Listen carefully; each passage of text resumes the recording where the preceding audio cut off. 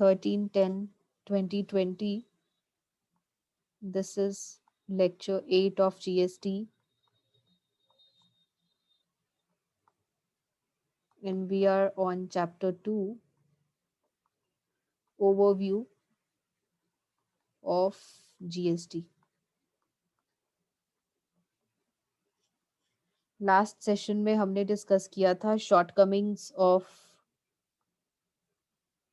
The old system, और आज का हमारा टॉपिक है सेलिएंट फीचर्स ऑफ जीएसटी। बहुत सारे पॉइंट्स हैं इसमें सेलिएंट फीचर्स ऑफ जीएसटी में। अगर आपने ये क्वेश्चन अच्छे से पढ़ लिया तो आपको इस पूरी बुक का, जो जीएसटी का आपका पूरा सिलेबस है, उसके बारे में थोड़ा थोड़ा आपको पता चल जाएगा, हर चैप्टर के बारे में। तो इन फीचर्स को बड़े ही ध्यान से डिस्कस करना है। ये आपके बेसिक्स बन रहे हैं, अभी बेस बन रहा है। अगर आपने इसको अच्छे से कर लिया तो आपको पूरी बुक के बारे में हल्की फुल्की सी नॉलेज इसी क्वेश्चन में आनी शुरू हो जाएगी। सो सेलिएंट फीचर्स एक एक करके डिस्कस करते हैं। चार्ट हम इसका एंड में बनाएंगे क्योंकि इसके बहुत सारे पॉइंट्स हैं सेलिएंट फीचर्स में, क्योंकि इसमें आपकी पूरी बुक का ही पार्ट जो है वो कवर हो रहा है। इसलिए इसमें आपको पूरे जीएसटी के एक्ट का ओवरव्यू मिल जाएगा। इसमें आपके 30 पॉइंट्स हैं बेटा, 30 पॉइंट्स। इन 30 पॉइंट्स में आपका पूरी बुक कवर हो जाएगी। तो बड़े ही ध्यान से आपको ये सब करना है, जिसमें हम फर्स्ट पॉइंट डिस्कस करते हैं टैक्सेबल इवेंट। यहीं से आपका जीएसटी स्टार्ट होता है। Taxable event under GST. हो सकता है सिर्फ इसी क्वेश्चन के ऊपर आपके 3 सेशंस लग जाएं। 10 पॉइंट्स हम आज डिस्कस कर लेंगे, 10 कल कर लेंगे, 10 परसों कर लेंगे।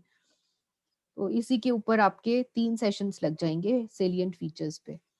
सो टैक्सेबल इवेंट अंडर जीएसटी, सबसे पहले तो किसी भी टैक्स की हम बात करें, चाहे हम किसी डायरेक्ट टैक्स की बात करें, इनडायरेक्ट टैक्स की बात करें, डायरेक्ट या इनडायरेक्ट टैक्स पे भी चाहे हम उसके सब पार्ट्स की बात करें, तो टैक्स लगने के लिए, किसी कोई भी टैक्स लेवी होने के लिए टैक्सेबल इवेंट का होना जरूरी है। What is taxable event? देखिए, टैक्सेबल मींस कर योग्य, कर मींस टैक्स, कर योग्य, एंड इवेंट मींस घटना। सो टैक्सेबल इवेंट क्या है कि ऐसी कौन सी घटना है, ऐसी कौन सी इवेंट है जो कि अगर हो जाए तो आप टैक्स पे करने के लिए लायबल हो जाएंगे। ठीक है? एन इवेंट, ऐसी घटना, ऑन हैपनिंग ऑफ विच, जिसके घटित होने पर, ऐसी घटना जिसके घटित होने पर टैक्स लाइबिलिटी अराइज होती है, ऐसी घटना को आप टैक्सेबल इवेंट कहते हैं। तो जीएसटी के अंडर टैक्सेबल इवेंट क्या है? टैक्सेबल इवेंट का मतलब तो हमने कर लिया, लेकिन जीएसटी की बात अगर हम करें तो जीएसटी में टैक्सेबल इवेंट क्या है?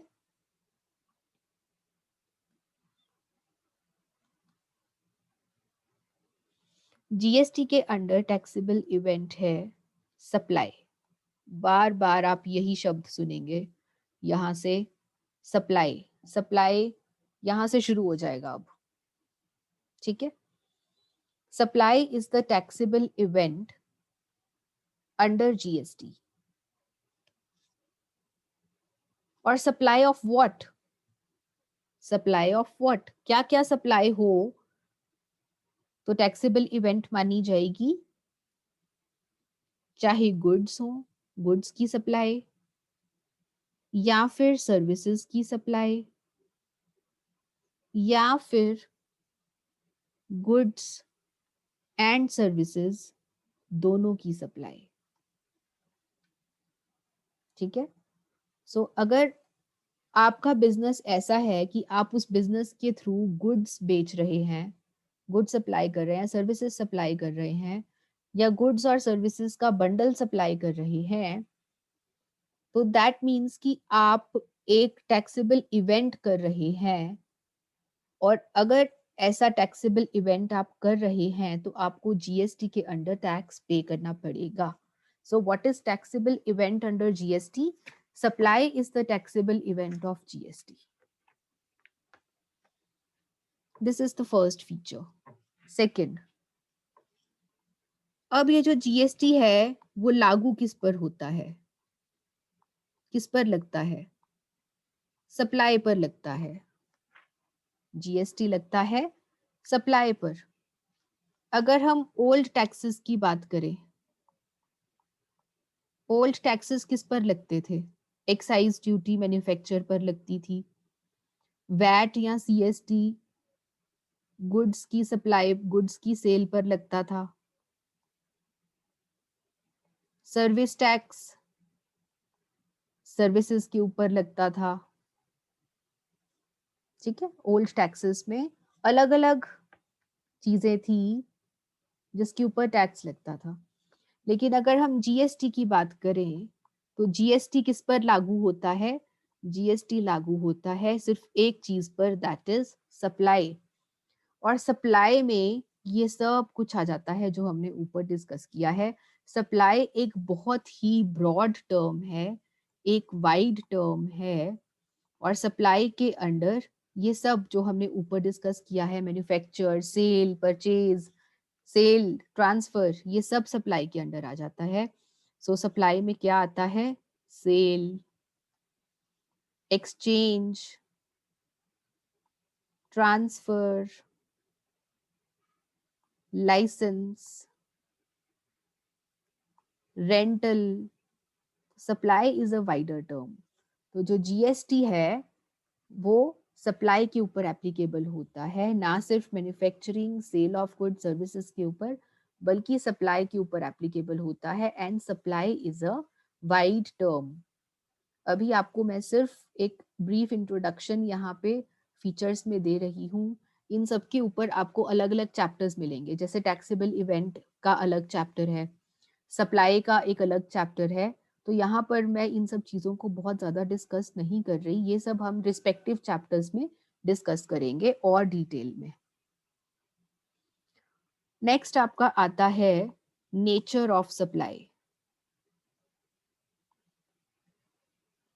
सप्लाई का नेचर कैसा है, इसके ऊपर डिपेंड करता है कि आपको कौन सा टैक्स पे करना है। ऑडियो ऑफ करो बच्चे। जो टाइप ऑफ टैक्स है वो डिपेंड करता है कि सप्लाई का नेचर क्या है। अब सप्लाई का नेचर कैसा हो सकता है? या तो इंट्रा स्टेट सप्लाई, या फिर सप्लाई इंटर स्टेट हो सकती है, या फिर इंपोर्ट, बाहर वाली कंट्री से कुछ परचेज कर रहे हैं या बाहर वाली कंट्री में कुछ बेच रहे हैं, इन सब तरह की सप्लाई हो सकती है। तो अगर हम इंट्रा स्टेट की बात करें, इंट्रा स्टेट का मतलब क्या है? With in the state. आप सप्लाई कर रहे हैं हरियाणा टू हरियाणा, हरियाणा से आपका सामान हरियाणा में ही जा रहा है, हरियाणा के एक डिस्ट्रिक्ट से हरियाणा के दूसरे डिस्ट्रिक्ट में जा रहा है, this is intra state supply. तो जहां पे इंट्रा स्टेट सप्लाई है वहां पर मालूम है किस तरह का टैक्स लगता है? मैंने आपको बताया था जीएसटी तीन तरह का है, सीजीएसटी, एसजीएसटी एंड आईजीएसटी। ये डिस्कस कर चुके हैं। Central goods and service tax, state goods and service tax and integrated goods and service tax.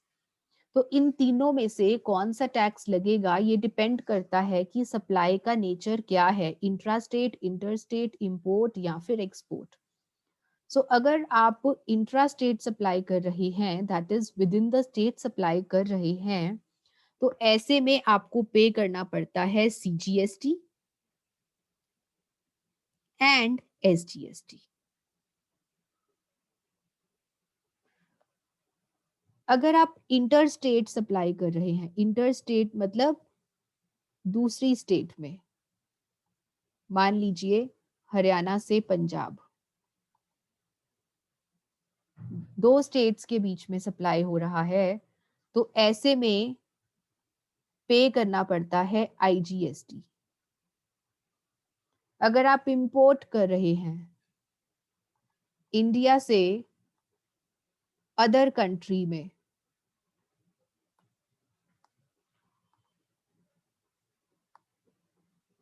Other country से इंडिया में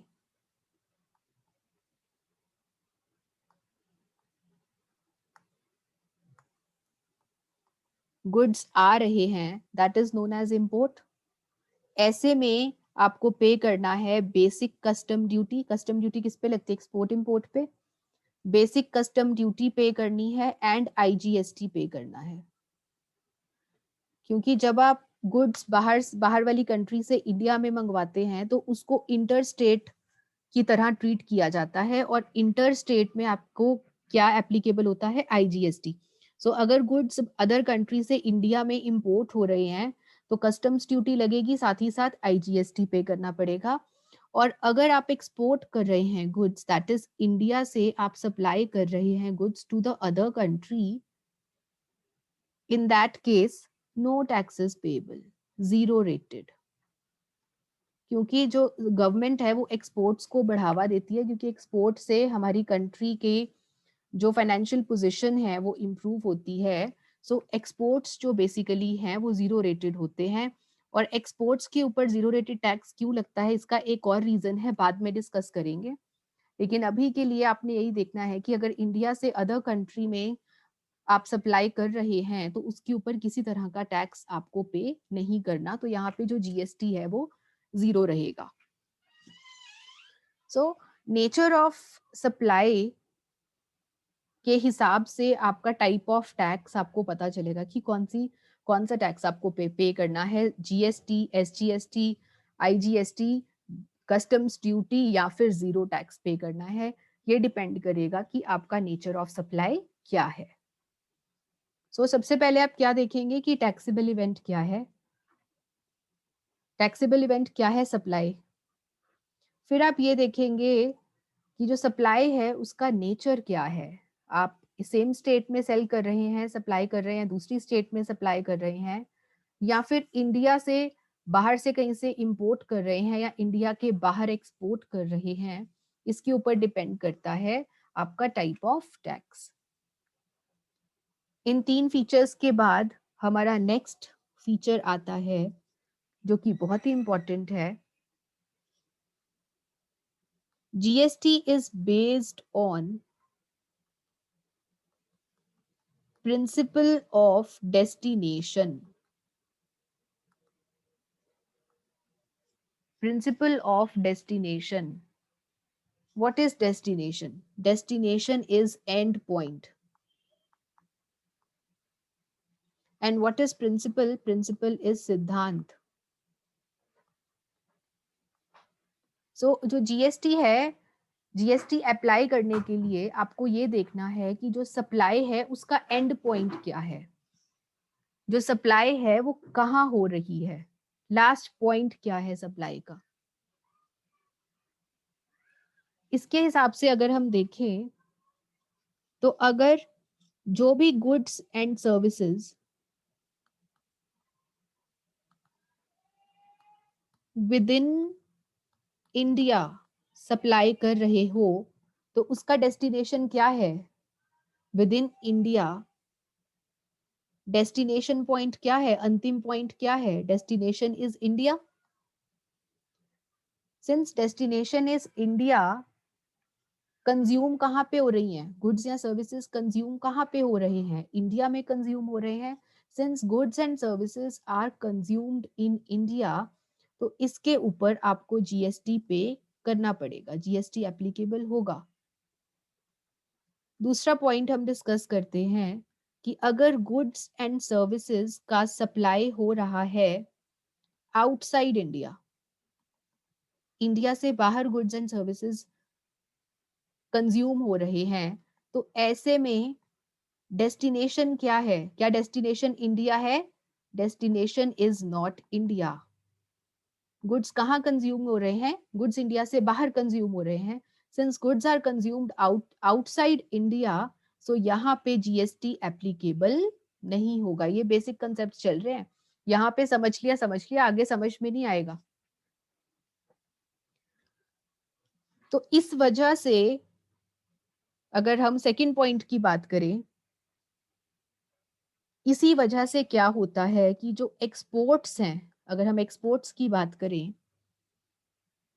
दैट इज इंडिया से गुड्स या सर्विसेज जा रहे हैं आउटसाइड इंडिया, अदर कंट्री में जा रहे हैं। तो सिंस कंजम्पशन कहाँ हो रही है? गुड्स की कंजम्पशन, खपत, गुड्स की खपत या कंजम्पशन कहाँ हो रही है? आउटसाइड इंडिया हो रही है। दैट मीन्स जो डेस्टिनेशन है दैट इज नॉट इंडिया। यही वजह है कि अगर आप एक्सपोर्ट करते हैं तो एक्सपोर्ट के ऊपर जीएसटी नहीं लगता। ये मैंने आपको यहाँ पर कहा था कि जो एक्सपोर्ट्स हैं वो जीरो रेटेड होते हैं। ये देखिए, एक्सपोर्ट्स आर जीरो रेटेड, ये यहाँ पर बताया था मैंने। और इसका रीजन मैंने बोला था बाद में बताऊंगी कि एक्सपोर्ट्स जीरो रेटेड क्यों होते हैं। एक्सपोर्ट्स जीरो रेटेड इसीलिए होते हैं क्योंकि इनका जो डेस्टिनेशन है वो आउटसाइड इंडिया है, और जहां पे डेस्टिनेशन आउटसाइड इंडिया है वहां पर जीएसटी नहीं लगता। फिर इंपोर्ट्स जो थे उसके ऊपर क्यों टैक्स लगता था? एक्सपोर्ट्स के बाद इंपोर्ट्स की बात करते हैं। इंपोर्ट्स के ऊपर क्यों टैक्स लग जाता है? फिर जब गुड्स बाहर से इंडिया में आती हैं, आउटसाइड इंडिया से इंडिया में आते हैं जब गुड्स, तो यहाँ पर डेस्टिनेशन क्या है? गुड्स कहाँ पे कंज्यूम हो रहे हैं? गुड्स इंडिया में कंज्यूम हो रहे हैं। सिंस गुड्स इंडिया में कंज्यूम हो रहे हैं, तो हमारा प्रिंसिपल ऑफ डेस्टिनेशन क्या कहता है कि गुड्स जहां पर कंज्यूम होंगे वहां पर जीएसटी लगेगा। और अगर गुड्स इंडिया में कंज्यूम होते हैं तो जीएसटी पे करना है, अगर गुड्स आउटसाइड इंडिया कंज्यूम होते हैं तो जीएसटी पे नहीं करना है। सो यहाँ पर गुड्स इंडिया में कंज्यूम हो रहे हैं, सिंस इंडिया में कंज्यूम हो रहे हैं सो यहाँ पर जीएसटी पे करना है। और कौन सा जीएसटी पे करना होता है इंपोर्ट्स के ऊपर? आपको IGST and BCD. Okay ji.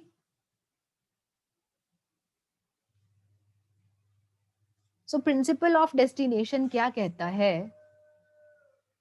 Principal of destination ये कहता है कि गुड्स एंड सर्विसेज वहां पर टैक्स होंगे जहां पर गुड्स एंड सर्विसेज की कंजम्पशन हो रही है।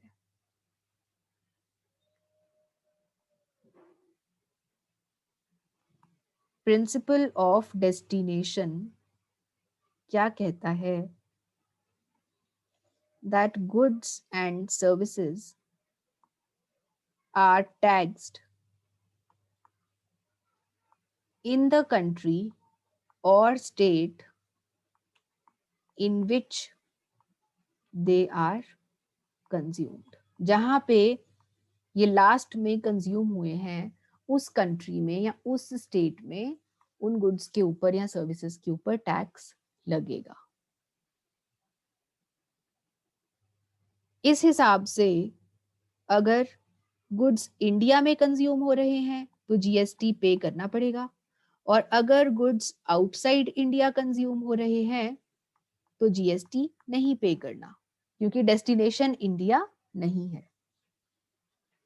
ओके जी। सो सप्लाई कहाँ हो रही है ये देखना है, उस हिसाब से भी आपको पता चलेगा कि आपको टैक्स पे करना है या नहीं करना। और अगर करना है तो कौन सा टैक्स पे करना है, सीजीएसटी, एसजीएसटी या फिर IGST. Fine. Next point, dual GST. Dual का मतलब क्या होता है? ड्यूअल का मतलब होता है टू।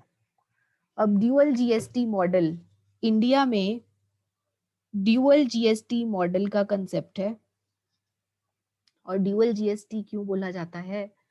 क्योंकि यहाँ पे central government and state government इकट्ठे मिलकर जीएसटी के रेट्स डिसाइड करते हैं और जीएसटी को कलेक्ट करते हैं। इसीलिए इंडिया में ड्यूअल जीएसटी स्ट्रक्चर है। ड्यूअल जीएसटी में, इस ड्यूअल जीएसटी मॉडल में हम दो बातें डिस्कस करेंगे। Intra state supply and inter state supply. पहले भी डिस्कस कर चुके हैं हम नेचर ऑफ सप्लाई में इसको। तो जहां पे इंट्रा स्टेट सप्लाई है वहां पर मैंने आपको बोला था कि सीजीएसटी एंड एसजीएसटी पे करना होता है। सीजीएसटी किसके पास जाता है? सेंट्रल गवर्नमेंट के पास। और एसजीएसटी किसके पास जाता है? स्टेट गवर्नमेंट के पास। हो गया ना ड्यूअल मॉडल। फिर अगर हम इंटर स्टेट सप्लाई की बात करें तो इंटर स्टेट सप्लाई में पे करना होता है आईजीएसटी। और आईजीएसटी किसके पास जाता है? आईजीएसटी जाता है सेंट्रल गवर्नमेंट के पास। क्योंकि यहाँ पे जो जीएसटी है वो ना सिर्फ सेंट्रल गवर्नमेंट के पास जा रहा है, स्टेट गवर्नमेंट के पास भी जा रहा है, दोनों के पास जा रहा है। That is why India has a dual GST model. Next discuss करते हैं ट्रीटमेंट ऑफ एक्सपोर्ट्स। एक्सपोर्ट्स की बात हम पहले भी 2 बार कर चुके हैं। क्या बोला था मैंने आपको ट्रीटमेंट ऑफ एक्सपोर्ट्स में? पहले हमने यहाँ पे नेचर ऑफ सप्लाई में किया था ट्रीटमेंट ऑफ एक्सपोर्ट्स, और इसमें हमने किया था कि जो एक्सपोर्ट अगर आप कर रहे हैं तो एक्सपोर्ट्स आर जीरो रेटेड। उसके बाद हमने डिस्कस किया था यहाँ पर कि जो एक्सपोर्ट्स हैं, क्योंकि या एक्सपोर्ट्स के केस में जो डेस्टिनेशन है वो आउटसाइड इंडिया है, तो आउटसाइड इंडिया के ऊपर जीएसटी नहीं लगता, इसलिए जो एक्सपोर्ट्स होते हैं वो जीरो रेटेड होते हैं। यही चीजें आपने दोनों इसमें लिखनी है ट्रीटमेंट ऑफ एक्सपोर्ट्स में। क्या डिस्कस करेंगे आप? कि जो एक्सपोर्ट्स हैं इनको जीरो रेटेड सप्लाई माना जाता है, इनके ऊपर जीएसटी नहीं लगता। सिंस जीरो रेटेड सप्लाई है इसलिए जीएसटी तो आप पे नहीं करेंगे इसके ऊपर, ये तो बेनिफिट है ही है, लेकिन इसके ऊपर आपको आईटीसी का बेनिफिट जरूर मिलेगा। बड़े ध्यान से आईटीसी का कंसेप्ट समझो, पहले समझा चुकी हूं आपको कई बार, एक बार और समझाती हूँ। ये है मेरा एक्सपोर्ट यूनिट। इंडिया में एक जगह पे मेरा एक्सपोर्ट यूनिट है और इस एक्सपोर्ट यूनिट से मैं गुड्स को बाहर भेजती हूँ, बाहर सप्लाई करती हूँ। इस एक्सपोर्ट यूनिट में मैन्युफैक्चरिंग चल रही है।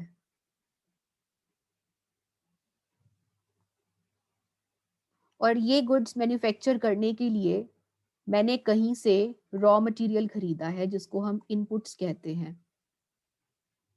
रॉ मटेरियल खरीदा है मैंने 120 रुपीज में, जिसमें 100 रुपए मैंने कॉस्ट के दिए हैं और 20 रुपीज मैंने जीएसटी के पे करे हैं। देखिए बेटा, एक्सपोर्ट यूनिट जब एक्सपोर्ट करेगा उसके ऊपर उसको जीएसटी पे नहीं करना, लेकिन जब ये अपना सामान खरीद रहा है उसके ऊपर तो जीएसटी पे करना पड़ेगा ना। ठीक है, यहां पर जीएसटी नहीं लगेगा लेकिन यहां पर तो लगेगा ना। तो एक्सपोर्ट यूनिट ने जब इनपुट्स खरीदे थे तो 20 रुपीज ये एक्सपोर्ट यूनिट पे करके आया था। इसको इसने मैन्युफैक्चरिंग में यूज किया और एक्सपोर्ट कर दिया। और जब एक्सपोर्ट किया तो एक्सपोर्ट के ऊपर जो फाइनल गुड्स थे, जो फाइनल गुड्स तैयार हुए, इनको जब इसने एक्सपोर्ट किया तो जो आउटपुट लाइबिलिटी बनी, जो जीएसटी की आउटपुट लाइबिलिटी बनी वो जीरो बनी, क्योंकि एक्सपोर्ट्स के ऊपर कोई जीएसटी नहीं लगता। लेकिन ये जो 20 रुपीज ये पॉकेट में से पे करके आया जीएसटी के, क्या इसको इसका बेनिफिट मिलेगा? यस, इसको इसका बेनिफिट यहाँ पर मिलेगा। इसको यहाँ पर इसका आईटीसी मिल जाएगा ₹20। 20 का बेनिफिट मिल जाएगा, लेकिन क्योंकि यहाँ पर टैक्स बना नहीं कुछ, तो ये 20 रुपीज का बेनिफिट कैसे मिलेगा? ये 20 रुपीज इसको रिफंड मिल जाएंगे। किससे रिफंड मिल जाएंगे? सरकार से रिफंड मिल जाएंगे ये 20 रुपीज। सो कहने का मतलब ये है कि एक्सपोर्ट्स के ऊपर आपको जीएसटी तो पे नहीं करना, लेकिन जो आईटीसी आप इनपुट्स के ऊपर पे करके आए हैं उसका एडवांटेज आपको जरूर मिल जाएगा। और उसका एडवांटेज आपको कैसे मिलेगा? उसका एडवांटेज आपको रिफंड के रूप में मिलेगा, आपको पैसा वापस आ जाएगा सरकार से।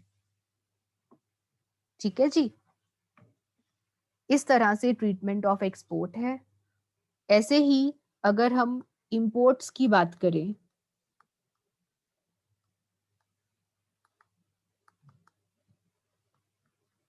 तो इंपोर्ट्स के केस में इंपोर्ट्स को माना जाता है इंटर स्टेट सप्लाई। ये पॉइंट मैंने यहां पे भी डिस्कस किया था।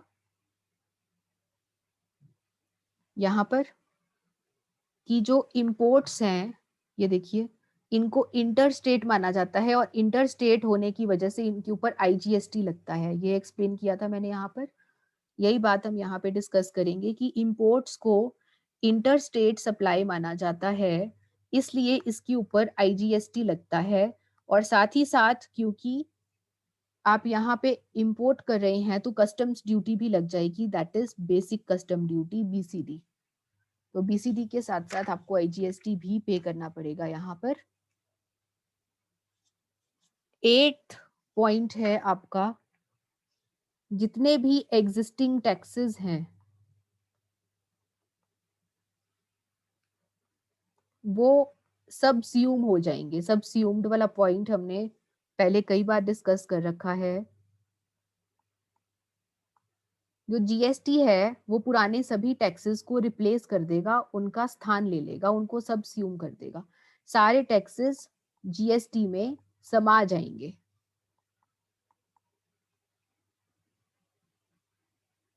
ठीक है जी। अब कौन कौन से टैक्सेस हैं जो जीएसटी में समा जाएंगे?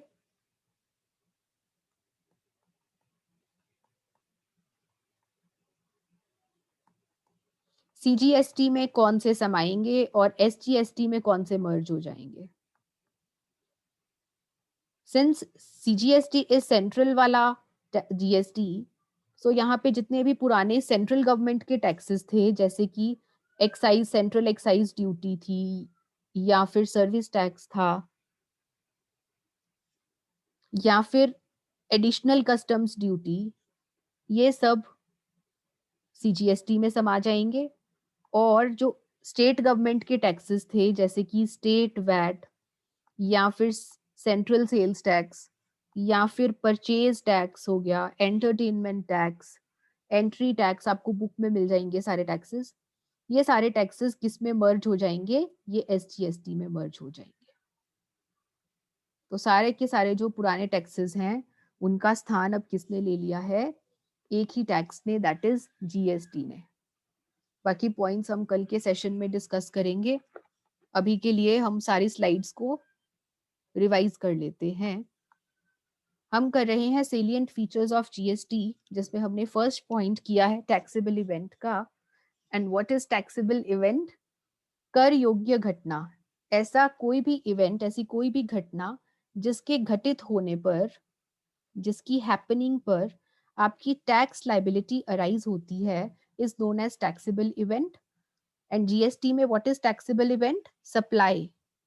Supply of what? Supply of goods, services and mixture of these two. Apply किसके ऊपर होता है GST? It is applicable on supply. और सप्लाई क्या है? सप्लाई में बहुत कुछ आता है, sale, exchange, transfer, licence, rental. Supply के चैप्टर में इसको और ज्यादा डिस्कस करेंगे। Nature of supply. Nature of supply इसलिए इंपॉर्टेंट है क्योंकि किस तरह का टैक्स लगना है, that depends upon the nature of supply.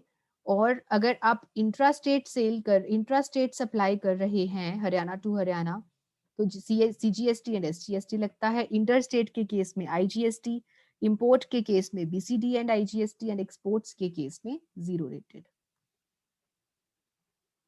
Principal of destination then we did dual GST model, जिसमें सेंट्रल गवर्नमेंट स्टेट गवर्नमेंट इकट्ठे मिलके टैक्सेस लगाते हैं. Treatment of exports, imports and all other taxes to be subsumed under GST. Audio on करके अपने doubts पूछ सकते हैं आप.